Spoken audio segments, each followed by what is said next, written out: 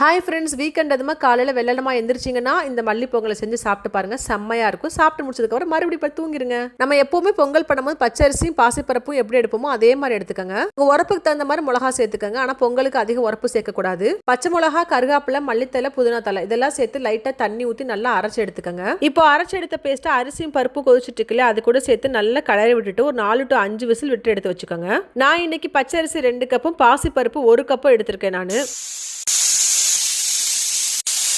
இப்போ தாளிக்கிறதுக்கு இஞ்சி குட்டி குட்டியாக கட் பண்ணிக்கோங்க. கேஷ்யூ நட்டு, சீரகம், மிளகு, கருகாப்பிலை, பெருங்காய பொடி மட்டும் எடுத்துக்கோங்க. நான் கேஷ்யூ நட்டு ரொம்ப கம்மியாக தான் எடுத்திருக்கேன். பிள்ளைங்க பொங்கல்லேருந்து ஓரமாக எடுத்து வச்சிருவாங்க. இல்லைனா மொத்தத்துக்கு என்கிட்ட கொடுத்துருவாங்க. பொங்கலை குக்கர்லேருந்து எடுத்துட்டு வேற சட்டிக்கு ட்ரான்ஸ்ஃபர் பண்ணிட்டு 2 ஸ்பூன் அளவுக்கு நெய் விட்டு நல்லா பெரட்டி வச்சுக்கோங்க. இப்போ ஃபுல்லாக தாளிக்கிறதுக்கு நெய் தான் யூஸ் பண்ண போகிறோம். நல்லா தாராளமாக 2 ஸ்பூன் நெய் ஊற்றிக்கோங்க. சீரகம், மிளகு, குட்டி குட்டியாக கட் பண்ணி வச்சிருக்க இஞ்சி, கேஷ்யூ நட்டு, அதுக்கப்புறம் கருகாப்பிலை, பெருங்காய பொடி இதெல்லாம் போட்டு நல்லா வதக்கி விட்டுட்டு கேஷ்யூவோட கலர் நல்லா மாறுறதுக்கு முன்னாடி எடுத்து பொங்கலில் போட்டு நல்லா பெரட்டி விட்டுருங்க. இதுக்கு சூப்பரா ஒரு கெட்டியா தேங்காய் சட்னி ஒன்று வச்சுக்கோங்க. அப்பதான் சாப்பிட்றதுக்கு செம்மையா இருக்கும். இந்த சூப்பரான மல்லி பொங்கலுக்கு சாம்பாரே தேவையில்லை, சட்னியே போதுங்க. எனக்கு முதல் நாள் நைட்டு வச்ச சாம்பார் இருந்துச்சு, அதனாலதான் இந்த பொங்கல் செய்யலான்னு எனக்கு ஐடியாவே வந்துச்சு. இந்த வீக்கெண்ட்ல மல்லி பொங்கலை 1 டைம் செஞ்சு சாப்பிட்டு பாருங்க, செம்மையா இருக்கும். காலையில சாப்பிட்டுட்டு கம்முன்னு படுத்து தூங்கிருங்க. நீங்க போயெல்லாம் தூங்கணும்னு அவசியம் இல்லை. பொங்கலே ஒரு ஸ்லீப்பிங் டோஸ் தான், அதுவே உங்களை இழுத்து கொண்டு போய் பெட்ல விட்டுரும்.